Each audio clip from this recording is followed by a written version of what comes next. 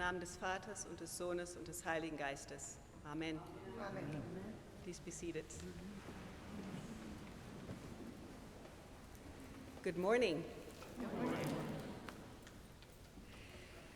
When I first moved into this country, I did not know what to expect. Sure, movies and TV shows gave me some idea of what might be in store for me, but they are maybe not the most reliable of sources, I figured.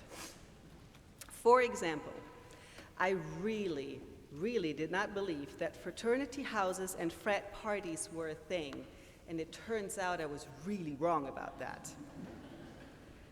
I knew about football, but man, was I not prepared for how serious y'all take it. And yeah, I just said y'all, be proud of me. The first time I saw one of those iconic yellow school buses, my delight about that amused my husband to no end. Just ask him. But of all the things I did or did not expect from immigrating to the United States, I did not see one particular side effect coming. I got sick. I became almost incapable of holding down any food. I was constantly hungry and constantly nauseated, and that is just exactly as miserable as it sounds. I had a great doctor who threw every test at me that he could think of. My husband and my in-laws were worried for me and offered steadfast and loving support without question. But the weeks and the month dragged on. I was still hungry, I was still nauseated, and there was no diagnosis in sight. Every time I heard the dreaded words, the results came back negative, we don't know what it is yet, I became a little more discouraged, more depressed, sicker, and poorer.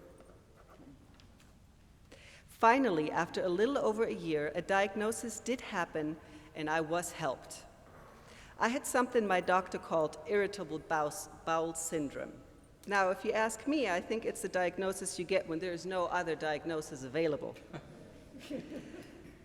As it turned out, my body was simply not used to the additives and chemicals put into American food and did not know how to digest them. So it changed to mostly organic foods for a while, and limiting meat helped immensely.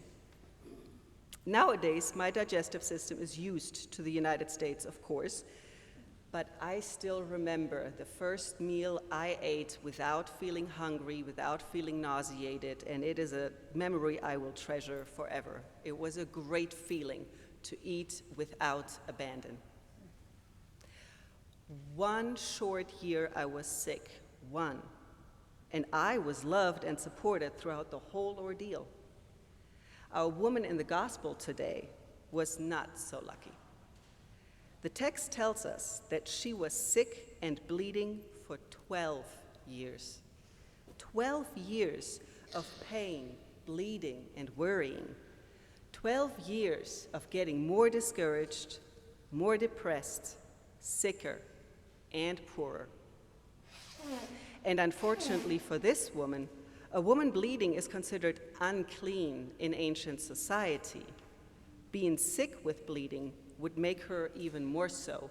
Being sick caused her to be ostracized. She would have been isolated from most of society. Places like the temple would be close to her. Talk about adding insult to injury.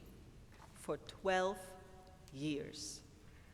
Her despair must have been palpable and oppressive. This would have been enough to make even the strongest person give up, give into depression. But our woman in the gospel, she persisted. She continued looking for a cure. She continued to look for a way to be reconnected with her world. She is someone I admire. And I also feel greatly for her.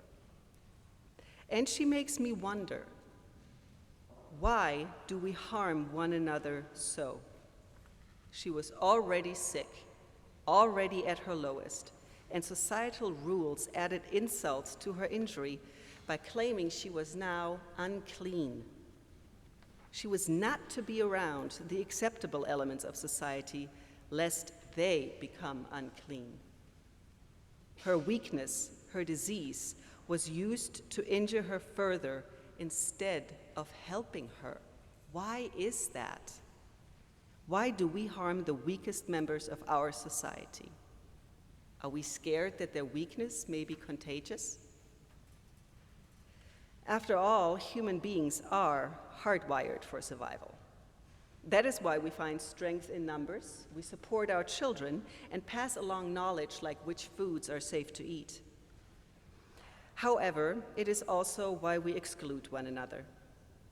See, we believe that food, shelter, and other resources are limited.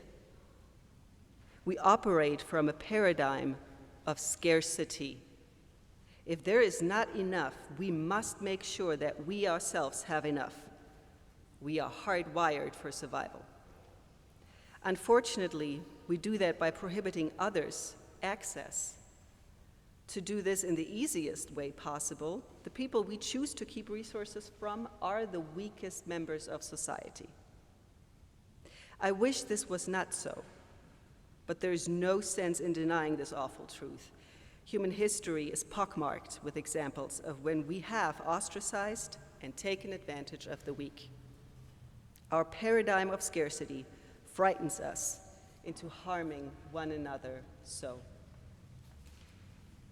Not that this stopped our woman in the gospel. She knew exactly what to do once she heard about Jesus. She knew that just touching his cloak would heal her. Her faith was strong, and she fought her way, weak as she must have been, through the crowds to the center of the action, to Jesus himself, and there her faith was rewarded. She touched his cloak and was indeed healed. But her story does not end there just yet. Jesus realized what happened. Our gospel says that he was immediately aware that power had gone forth from him. I love that word that Mark uses here, forth. The power went forth from Jesus. It did not go out. It did not get transferred to the woman. It did not get used up. It went from him, indicating that even though it was used to heal this woman, it was not diminished.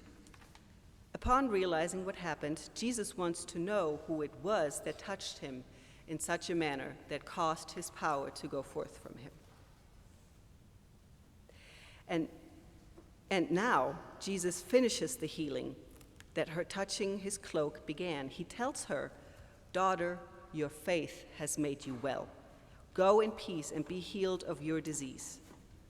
Calling her daughter, acknowledging that her disease is healed publicly and in front of all these people, is exactly the missing ingredient to this woman's healing. See, by doing so, Jesus restores her social status as well. Her years on the fringes of society are over. Jesus made sure of that. Her healing is now complete. After 12 years of misery and isolation, this woman is finally well. Her joy must have been quite the sight to behold. This healing, it flies in the face of our perceived paradigm of scarcity. Jesus' power went forth to heal. It was not diminished. God's power can't be. God's power is inexhaustible. Jesus' undiminished power and his loving words teach us by example. We may not have the power to physically heal. We definitely don't have the power to bring back the dead. But what about the words Jesus uses? He speaks up for the woman. She does not ask him to do so, but Jesus goes out of his way to speak up for this woman, to call her daughter, to proclaim her well enough to be a member of the community once again. And there is something we can do. Speak up. We can call those on the fringes of our society our brothers and our sisters. We can assure them that they are well enough, that they are welcome, that they are members of our community. The sick, the homeless, the refugees, the immigrants, the persons of color, the women, the neighbors, the people, everybody, they belong to us, for everybody is a part of God's kingdom. God's loving power is inexhaustible. Let it be so with the love we have for our neighbors.